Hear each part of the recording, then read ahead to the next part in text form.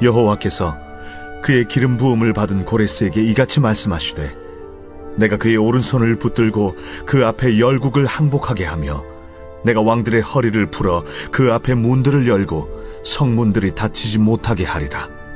내가 너보다 앞서가서 험한 곳을 평탄하게 하며 논문을 쳐서 부수며 쇠빗장을 꺾고 내게 흑암 중에 보아와 은밀한 곳에 숨은 재물을 주어 내 이름을 부르는 자가 나 여호와 이스라엘의 하나님인 줄을 네가 알게 하리라.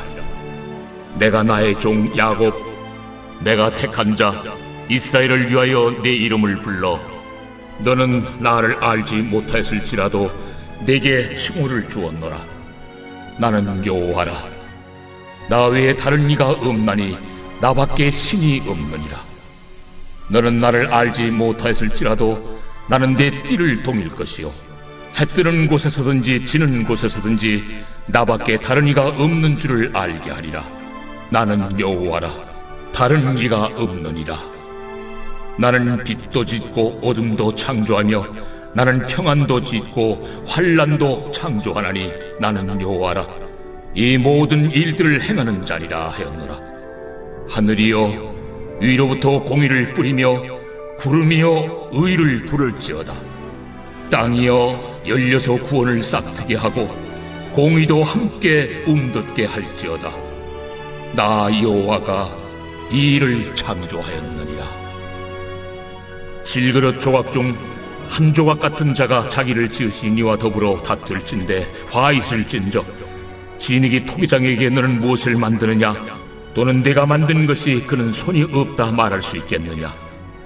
아버지에게는 무엇을 낳았소 하고 묻고 어머니에게는 무엇을 낳으려고 해산의 수고를 하였소 하고 묻는 자는 화 있을진저 이스라엘의 거룩하시니 곧 이스라엘을 지으신 여호와께서 이같이 이르시되, 너희가 장래일을 내게 물으며 또 내 아들들과 내 손으로 한 일에 관하여 내게 명령하려느냐.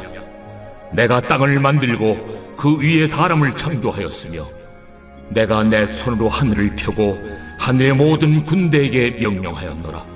내가 공의로 그를 일으킨지라 그의 모든 길을 곧게 하리니 그가 나의 성읍을 건축할 것이며 사로잡힌 내 백성을 값이나 가품이 없이 놓으리라. 만군의 여호와의 말이니라 하셨느니라. 여호와께서 이같이 말씀하시되, 애굽의 소득과 구스가 무역한 것과 스바의 장대한 남자들이 내게로 건너와서 내게 속할 것이요 그들이 너를 따를 것이라. 사슬에 매어 건너와서 내게 굴복하고 간구하기를, 하나님이 과연 내게 계시고 그 외에는 다른 하나님이 없다 하리라 하시니라. 여러분 반갑습니다. 오늘도 큐티로 여는 기막힌 하루입니다. 오늘 본문 말씀은 이사야서 45장 1절부터 14절의 말씀입니다. 오늘 성경은 고레스라고 하는 한 왕의 출현을 예고하고 있습니다. 이사야는 하나님의 영감으로 150년 후에 한 왕이 태어날 것과 이 왕이 하게 될 일과 심지어 이 왕의 이름까지도 정확하게 예언하고 있습니다. 하나님은 타락한 이스라엘을 회개로 이끌기 위한 징계의 회초리로 아수르라고 하는 세속의 나라를 일으켜서 사용하셨던 것처럼 이제는 포로된 이스라엘 백성들을 회복시키시고 해방시키시기 위해 페르시아라는 나라를 강성하게 하시고 고레스를 왕으로 세우셔서 그를 사용하시겠다고 말씀하십니다. 여러분, 이 두 나라와 왕들은 전혀 하나님을 알지도 않고 믿지도 않는 그런 권세입니다. 그러나 그들이 왕으로 세워지고 그 나라가 강대하게 서는 그 모든 일을 하나님이 하셨다고 합니다. 그리고 그들은 스스로 인지하지 못하는 때에도 하나님의 도구로 쓰임받고 있다고 말씀하고 계십니다. 오늘 1절에서도 하나님이 고레스를 왕으로 기름 부어 세우셨다고 합니다. 또 4절에서도 너는 나를 알지 못하였을지라도 내게 칭호를 주었다. 즉 왕이 되게 하셨다라고 말씀하십니다. 이렇게 하나님은 택한 백성의 구속사를 완성하기까지 세속의 역사까지도 완벽하게 통제하시고 사용하신다는 것을 우리로 하여금 깨닫게 하십니다. 우리도 마찬가지입니다. 하나님께서 나의 거룩과 구원을 이루어 가시는 데 있어서 믿는 사람도 쓰시지만 믿지 않는 사람도 쓰십니다. 나의 구원을 이루기까지 좋은 사람의 수고도 있고 나쁜 사람의 수고도 있습니다. 하나님은 나를 위해 좋은 환경도 사용하시지만 나쁜 환경도 사용하십니다. 또한 좋은 사건도 쓰시지만 불행한 사건을 통해서도 하나님은 우리의 구속사를 완성해 가십니다. 또한 하나님은 나의 구원을 이루기 위해 좋은 권세자도 세우시지만 나쁜 권세자도 세우신다는 것입니다. 그래서 이제 구속사 안에서는 좋은 것 나쁜 것이 따로 있지 않다고 말씀드리는 것입니다. 하나님이 나의 구원을 위해 주신 것이라면 바로 그것이 가장 좋은 사람이고 가장 좋은 환경이고 가장 좋은 사건인 것입니다. 이 구원의 신비를 깨달아 가야 합니다.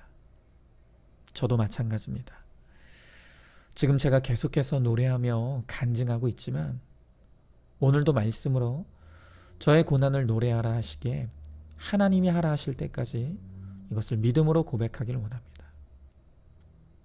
그러면서 오늘도 고백하게 되는 것은 하나님께서 저희 가정의 구속사를 완성하시기 위해 보내신 그 고레스, 그것은 바로 제 아내의 암사건입니다.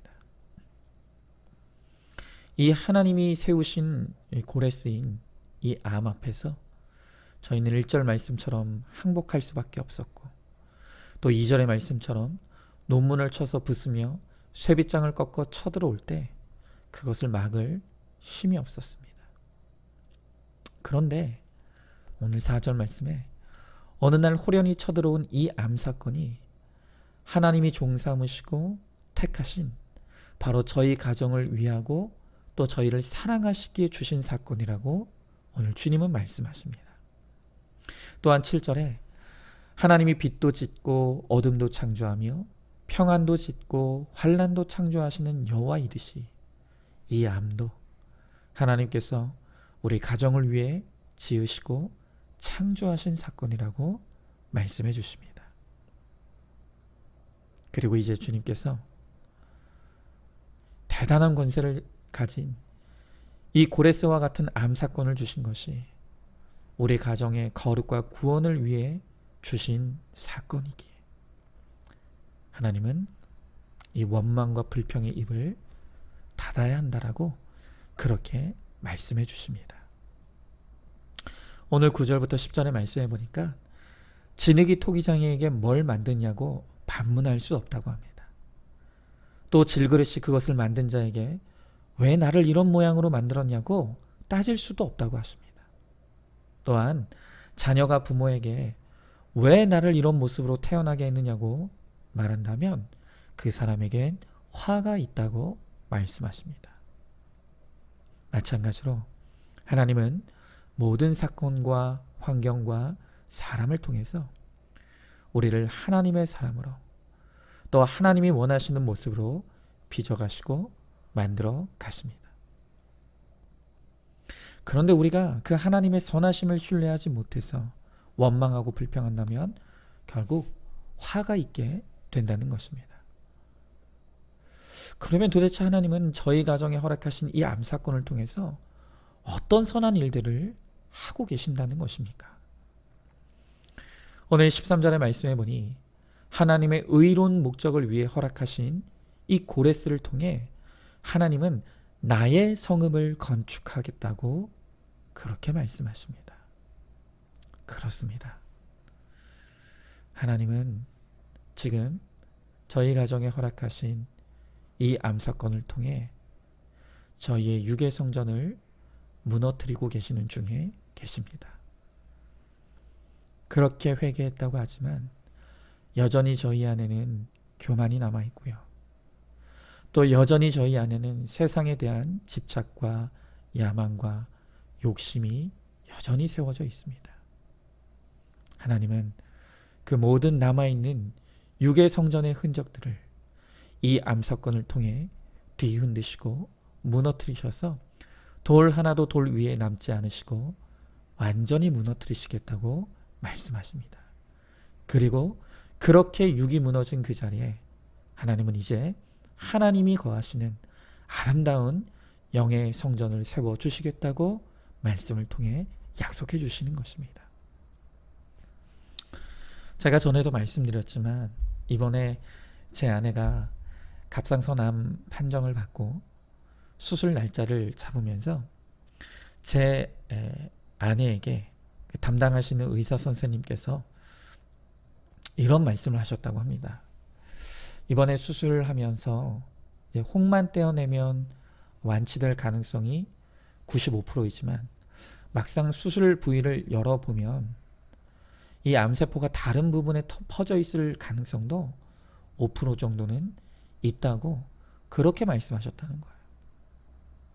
그런데 저도 제 아내도 이 95%의 완치의 확률에 소망을 갖는 것이 아니라 나머지 5%의 암세포가 다른 곳에 퍼져 있을 그 가능성의 확률에 두려움과 공포를 느끼는 것을 체험하게 되었습니다.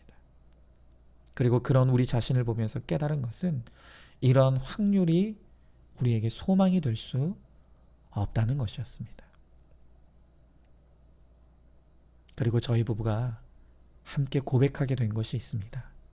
그것은 우리의 소망은 확률이나 가능성에 있는 것이 아니라 하나님께만 있는 거야.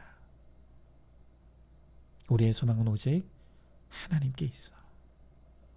그것이 우리 부부가 함께 고백했던 내용입니다. 그러나 여러분, 오늘 우리 부부가 고백하는 이 하나님께 소망이 있다는 것은 그저 이 병에서 낫는 소망만을 의미하는 것이 아닙니다. 우리의 소망은 치유보다 더 나은 것이고 더 근본적이고 것이고 더 영원한 것입니다.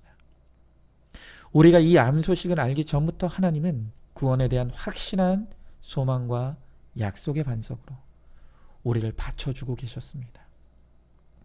그리고 이 암 사건이 찾아온 지금 이 순간에도 하나님은 확실한 구원의 소망 위에 우리를 두고 계시고 그 이후에도 우리를 향하신 하나님의 구원에 대한 소망은 절대로 변화되지 않습니다.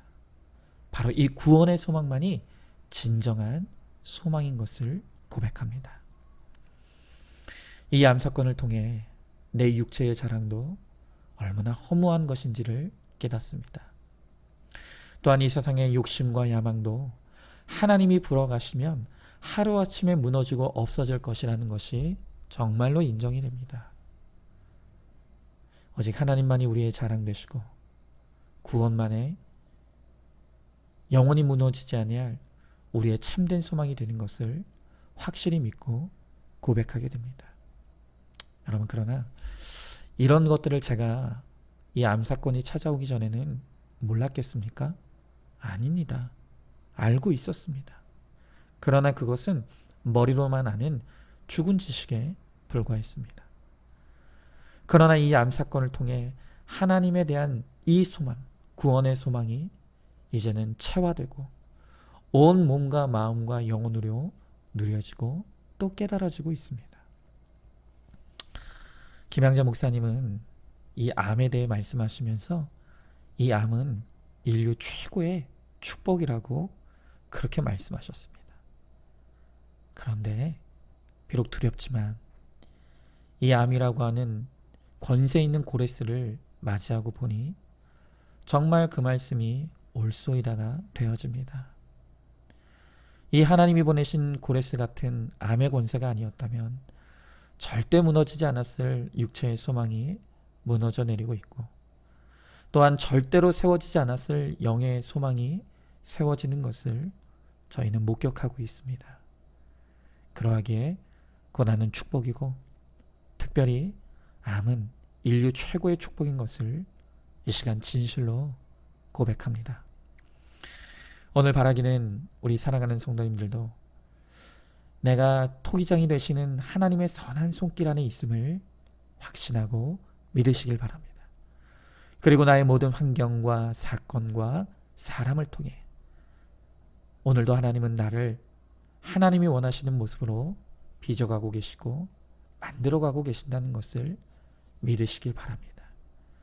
그리고 그 하나님을 신뢰함으로 원망과 불평이 아닌 오직 말씀으로 올소이다를 고백하며 오늘도 구원의 확실한 소망을 가지고 거룩을 향해 뚜벅뚜벅 잘 걸어가는 저와 여러분 우리 모두가 되기를 소망합니다. 오늘은 마지막으로 우리 김상미 집사님께서 신청해 주신 찬양입니다. 맡기신 그 길을 함께 들으시겠습니다. 오늘도 큐티로 기막힌 하루를 사는 저와 여러분 우리 모두가 될 수 있기를 주님의 이름으로 축원합니다.